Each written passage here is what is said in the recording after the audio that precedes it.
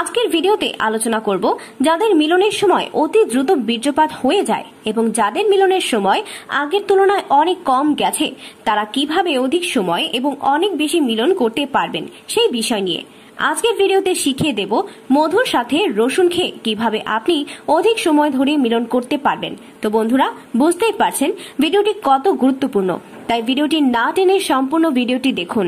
আশা করি অনেক অজানা টিপস পেয়ে যাবেন।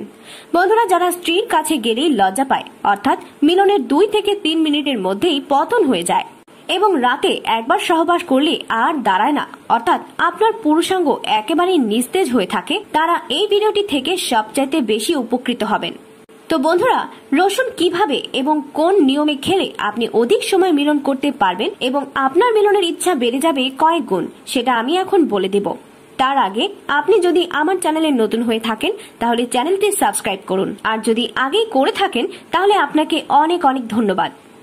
বন্ধুরা, রসুন মানুষের শরীরের জন্য খুবই উপকারী বস্তু হিসেবে পরিচিত। এতে প্রচুর পরিমাণে অ্যান্টিঅক্সিডেন্ট, ভিটামিন ও পুষ্টিকর উপাদান রয়েছে যা আমাদের স্বাস্থ্যের জন্য ভীষণ উপকারী, বিশেষ করে পুরুষের শরীরের দুর্বলতার জন্য খুবই উপকারী।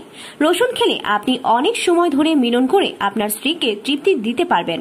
যারা অতিরিক্ত হস্তমৈথুন করে অঙ্গের বেহাল দশা করে ফেলেছেন তাদের জন্য এবং যারা অল্প সময়ের মধ্যে বীর্যপাত করে ফেলেন তাদের জন্য হতে পারে একটি চমৎকার সমাধান। আপনি যদি রসুন নিয়মিত খেতে পারেন, অর্থাৎ সপ্তাহে 2 থেকে 3 দিন যদি নিয়ম করে খেতে পারেন, তাহলে কিছুদিনের মধ্যেই আপনার শারীরিক শক্তি বৃদ্ধি পাবে, বীর্য বৃদ্ধি পাবে এবং পুরুষত্বের পাওয়ার বৃদ্ধি পাবে এবং আপনার স্ত্রীর সাথে আগের থেকে বেশি সময় ধরে মিলন করতে পারবেন এবং তার সাথে এক রাত একাধিকবার মিলন করতে পারবেন। রসুন এতটাই গুণাগুণ সম্পন্ন, এর কথা বলে শেষ করা যাবে না। তাই প্রতিদিন খাদ্য তালিকায় রসুন রাখুন। রসুন যদি এইভাবে খেতে সমস্যা হয় তাহলে অল্প পরিমাণ মধু মিক্স করে খেতে পারেন। যে কোনো কিছুর সাথে মধু মিশিয়ে খেলে এর গুণাগুণ অনেক বেশি পরিমাণে বেড়ে যায়। তাই রসুনের সাথে মধু মিশিয়ে খেলে রসুনের পাওয়ার আরো বেড়ে যায়। আপনি রসুনের আচার বানিয়েও খেতে পারেন, এটা বাজারে কিনতেই পাওয়া যায়। বন্ধুরা, আমাদের চারপাশে অনেক প্রাকৃতিক উপাদান রয়েছে যেগুলোর একটার এক রকম গুণাগুণ রয়েছে এবং এইগুলো সুখী মানুষের শরীরের জন্য খুবই উপকারী এবং কোনো রকম সাইড এফেক্ট নেই। কিন্তু তারপরও আমরা এই সব বাদ দিয়ে মেডিসিনের উপর নির্ভরশীল হয়ে পড়ি। এটা কিন্তু মোটেও ঠিক না, কারণ মেডিসিনের কার্যকারিতা দীর্ঘমেয়াদী নয়। তাই দয়া করে মেডিসিনের উপরই নির্ভরশীল হবেন না।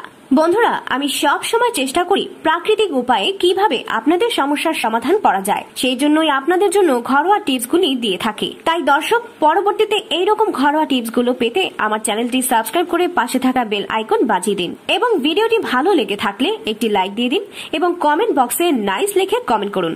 সবার সুস্থতা কামনা করে আজকের মতো বিদায় নিচ্ছি। আবারও দেখা হবে নতুন কোনো ভিডিওতে।